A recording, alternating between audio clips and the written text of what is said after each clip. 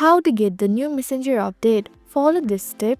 Initially start by opening the Play Store on a device.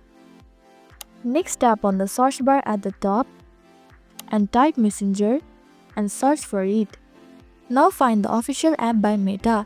Once you locate it in the search result, tap on it. Here look for the update button. If you see the update button, simply tap it to install the latest version. If you only see open, that means your app is already updated. Then go back to your home screen and press and hold the Messenger icon. Then select the bin icon. Lastly, confirm your action when prompted. After uninstalling, return to the Play Store and search for Messenger again and hit install to download the app. It might take a few minutes for the app to be downloaded.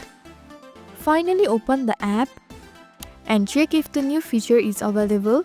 If the update is still not available, it's possible that the feature isn't out in your region yet. That's it.